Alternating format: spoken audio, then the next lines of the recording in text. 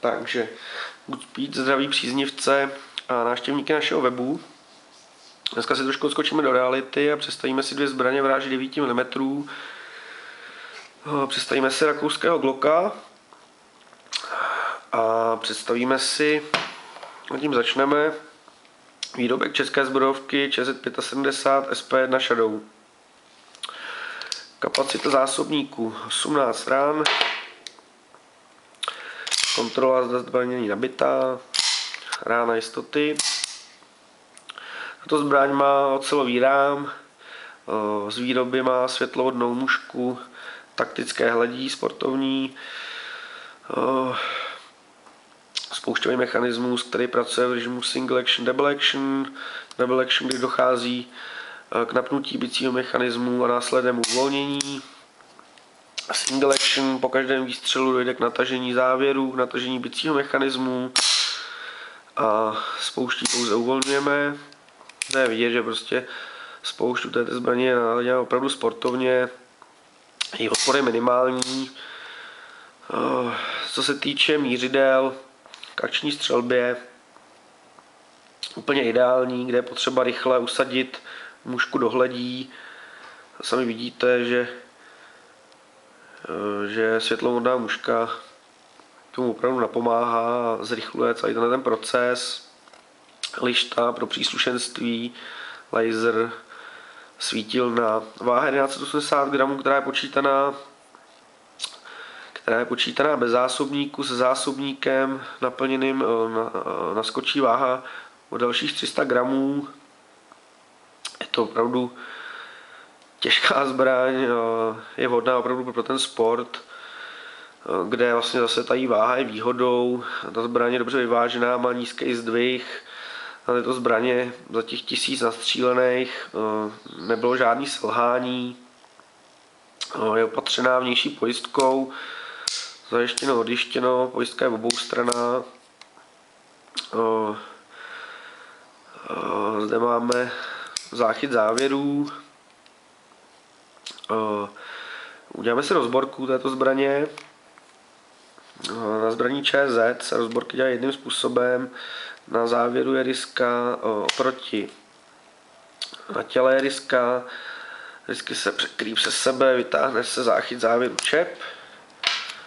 Stáhne se závěr,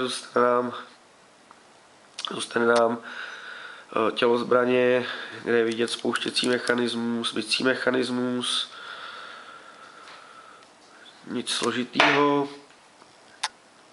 Tady máme závěr, kde máme usazenou vratnou pružinu, hlaveň. Zpětná montáž probíhá opačným způsobem.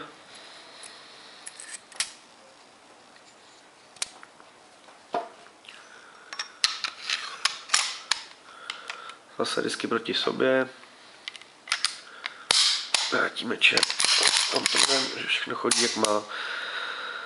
Zbraň jsem si oblíbil v balení a ceně 23 500. Jsou přibalený 3 zásobníky. 1000 ran, žádný selhání, oblíbená životnost, těžko říct, uvidí se. Česká zbrojovka dává tuto zbraň záruku 2 roky. Čas ukáže, jak ta zbraň bude spolehlivá. A to prostě ukáže čas. Teďka přejdeme k zbrani rakouského výrobce Glock 19 čtvrtý generace. Tahle zbraň, tu jsem si pořídil úplně z jiných důvodů. Tuto zbraň jsem si opatřil kvůli skrytému nošení a na osobní ochranu. Začneme stejně, zásobník 15. Kontrola. Rána jistoty. Glock. Výrobce, záruka 5 let nebo 40 000 vystřílených nábojů. A na této zbraně jsou obyčejní mířidla. Tady vidíte, jaký je rozdíl proti té světlovodné mušce. Co se týče usazení mušky v hledí, plastový rám, pojistky, tady integrovaná pojistka ve spoušti, kde je potřeba prostě, aby prst opravdu byl v té poloze na té spoušti. Pokud byste tu spoušť prostě z nějakého důvodu nebo při manipulaci měli špatně namáčklou, nejde zmáčknout, je tam prostě jazyček, kde je potřeba mít prst na spoušti, další pojistka v této zbraně je prostě prst. Glock nemá žádnou další vnější pojistku, je samozřejmě opatřen ještě dalšíma pojistkama pádovejma. Rozborka do zbraně se provádí podobně, stáhne se závěr, odjistí se, zůstane nám plastové tělo, spouštěcí mechanismus. Glock je dost jednoduchý, je pověstný svojí spolehlivostí, je taky opatřený lištou pro příslušenství. Závěr. Glock 4. generace má zdvojenou pružinu.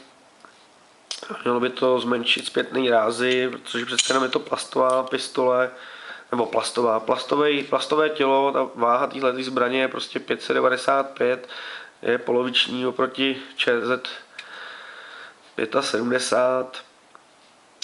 Ta zbraň vyžaduje dobrý úchop.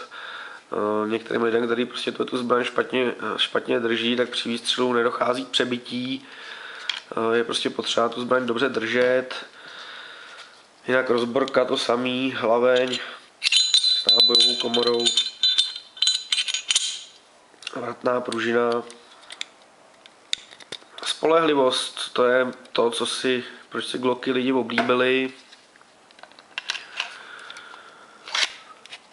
Spolehlivost, dobrý servis. Sami vidíte, tato zbraň se liší oproti ČZ svým bicím mechanismem. Tady nemáte žádný kohout, tady je všechno skrytý a zbraň samozřejmě pracuje v režimu jenom single action. To znamená v SAčku, pokud dojde k selhání, není možný vyzkoušet nebo opětovat a zkusit znovu prostřelit. Zbývá nic jiného, než vyhodit náboj a pokračovat. Glock, dobrá váha, spolehlivost a ergonomie výborná. Děkuji za zhlídnutí tohoto videa, určitě se mrkněte na další videa z YouTube a tam ty zbraně uvidíte v praxi a uvidíte ze závodu. Děkuji, Speed.